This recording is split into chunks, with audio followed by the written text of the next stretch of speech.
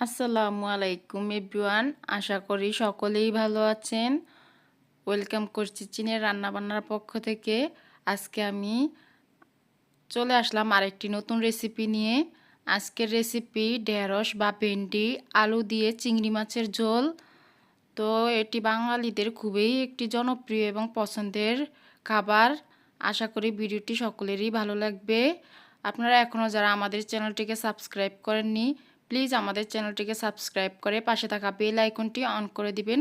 এতে করে নতুন ভিডিও দেওয়ার সাথে সাথে আপনাদের কাছে নোটিফিকেশন চলে যাবে। আর আপনারা যারা ফেসবুক পেজ থেকে দেখছেন, প্লিজ আমাদের পেজটিকে একটি ফলো এবং লাইক করে দেওয়ার অনুরোধ রইল।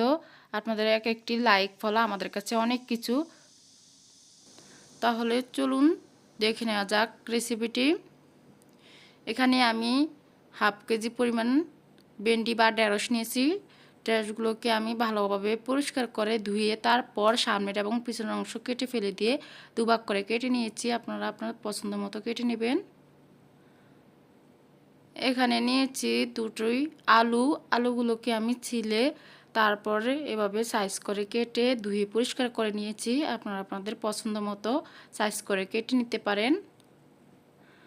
এখানে নিয়েছি চিংড়ি মাছ বড় সাইজের, দেখতেই পাচ্ছেন চিংড়ি মাছগুলো একটু বড় সাইজের। আর এই মাছটা আমার খুবই পছন্দের, তো আমি মাছগুলোকে ক্লিন করে নিয়েছি। এখানে নিয়েছি পেঁয়াজ কুচি, নিয়েছি কাঁচামরিচ ফালি করে, আর এখানে রসুনগুলোকে আমি কুচি করে নিয়েছি একটু চিকন চিকন করে। তো একটু রসুন কুচি দিলে আমার কাছে ভালো লাগে রান্নায়। এই পর্যায়ে একটি হাঁড়িতে পরিমাণ মতো তেল দিয়ে তেলটা গরম হয়ে আসলে এখানে আমি রসুন কুচিগুলো দিয়ে দিয়েছি। আর একটু ভেজে নেব রসুন কুচিগুলো, যাতে করে রসুনের কাঁচা গন্ধটা চলে যায়।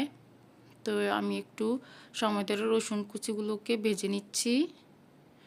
তো এ পর্যায়ে রসুনের কাঁচা গন্ধটা চলে গিয়েছে। এখন আমি অ্যাড করে দিব পেঁয়াজ কুচিগুলো। এখন আমি রসুনের সাথে পেঁয়াজগুলোকে ভালোভাবে একটু ভেজে নেব। এখন আমি অ্যাড করে দিচ্ছি কাঁচামরিচ ফালি করে। এখন কাঁচামরিচগুলো আমি পেঁয়াজ রসুনের সাথে ভেজে নেব কিছুক্ষণ। এই পর্যায়ে দেখতেই পাচ্ছেন হালকা গোল্ডেন কালার চলে এসেছে। এখন আমি মশলাগুলো দিয়ে দিব। এখানে অ্যাড করে দিলাম পরিমাণ মতো মরিচের গুঁড়া, পরিমাণ মতো হলুদের গুঁড়া, স্বাদ মতো লবণ। এখন আমি সবগুলো উপকরণ একটু মিক্স করে নিচ্ছি ভালোভাবে। এখন আমি মশলাগুলো কষানোর জন্য সামান্য পরিমাণ পানি অ্যাড করে দিয়েছি। এখন মশলাগুলো কষিয়ে নিব ভালোভাবে। তো এই পর্যায়ে দেখতে পাচ্ছেন তেলটা উপরে বেশি উঠেছে। তো এই পর্যায়ে মশলাগুলো কষানো হয়ে গিয়েছে। এখন আমি অ্যাড করে দিচ্ছি চিংড়ি মাছগুলো। এখন আমি মশলার সাথে চিংড়ি মাছগুলোকেও একটু নেড়ে চেড়ে মিক্স করে নিচ্ছি। এখন চিংড়ি মাছগুলোকে আমি 2 মিনিটের মতো কষিয়ে নিব এই মশলার সাথে। একটু নেড়ে চেড়েই সময় ধরে কষিয়ে নিতে হবে 2 মিনিট। তো এ পর্যায়ে মাছগুলো কষানো হয়ে গিয়েছে মশলার সাথে। এখন আমি অ্যাড করে দিচ্ছি আলু। এখন মশলার সাথে আমি আলুগুলো একটু নেড়ে চেড়ে নিচ্ছি। এখন আমি আলুগুলোকেও 2 মিনিটের মতো কষিয়ে নিব চিংড়ি মাছ এবং মশলার সাথে। এই তো এখন আমার আলুগুলো প্রায় কষানো হয়ে গিয়েছে। আমি এখন একটু নেড়ে চেড়ে নিচ্ছি সবগুলো উপকরণ।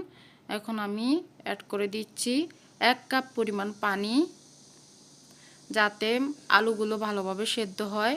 এখন আমি ঢেকে দেব। তো ঢাকা খুলে দেখতেই পাচ্ছেন আলুগুলো প্রায় 60% মতো সিদ্ধ হয়ে গিয়েছে। এখন আমি আরও 1 কাপ পরিমাণ পানি অ্যাড করে দিচ্ছি। এখন একটু নেড়ে চেড়ে আবারও ঢাকা দিয়ে ঢেকে রান্না করে নেব। এ পর্যায়ে আমার ঢাকা খুলে দেখতে পাচ্ছেন আলুটা প্রায় সেদ্ধ হয়ে গিয়েছে। এখন আমি ভেন্ডিগুলো অ্যাড করে দিয়েছি বা ঢেঁড়সগুলো। এখন আমি একটু নেড়ে চেড়ে আবারও ঢাকা দিয়ে রান্না করে নেব ভেন্ডিগুলো সিদ্ধ হওয়া পর্যন্ত।